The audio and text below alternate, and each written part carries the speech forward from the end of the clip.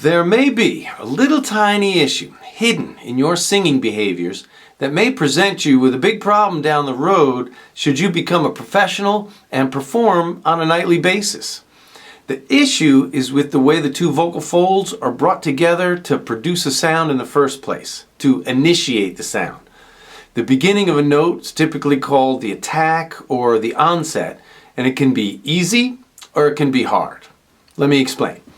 Your two vocal folds are constructed in layers. Now I've got these two gloves on, and these very, very thin gloves represent the outermost layer or the cover to the vocal fold. This layer is called the epithelial layer. It's only about 3 or 4 cells thick. It's vital to singing because it's the layer that does the vibrating. When we sing, we're going to approximate or bring our two folds together.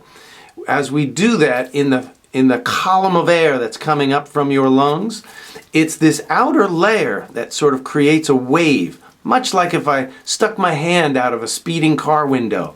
You can just imagine that the wind passing by this glove would create a ripple effect. Same thing is going on inside your windpipe. So as the two folds are brought together, they just need to come close enough so those outer layers kiss.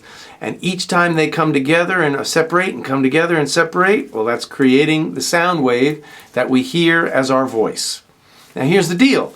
When we create an easy onset, that means the two folds come together with just the right amount of distance between them.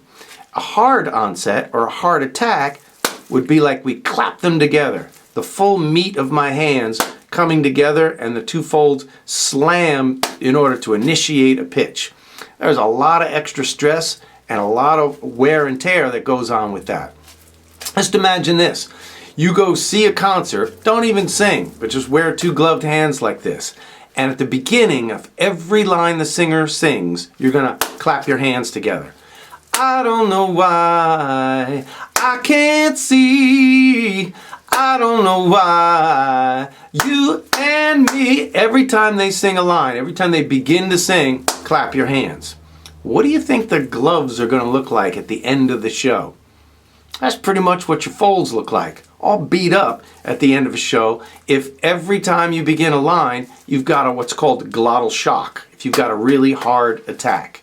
So the simple way to practice this out of your singing behaviors is to listen for it, is to be mindful about it. If you took just a 3-note scale, and listen to the way you begin it. We don't want an H, that would mean the air comes early, and we don't want the shock, hope you can hear the difference there. That's an easy onset, that's a hard onset. Literally, it doesn't need to be a fancy melody. Just keep practicing the beginnings of lines. That's a hard one.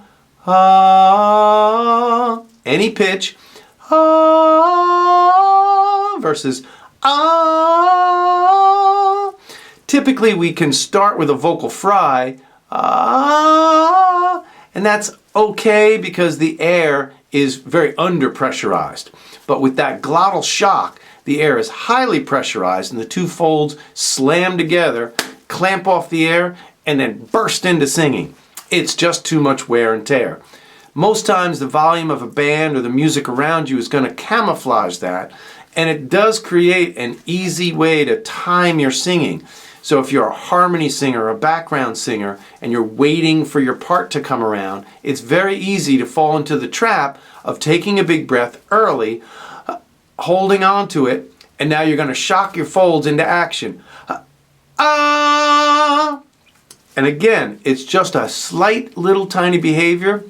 No one's going to notice it in the audience, but at the end of the night, you're going to notice it in your speaking voice. So keep practicing easy onsets, that clean beginning, versus shocking your folds, with too much force in order to initiate the sound. I'm Mark Baxter for Lesson.com.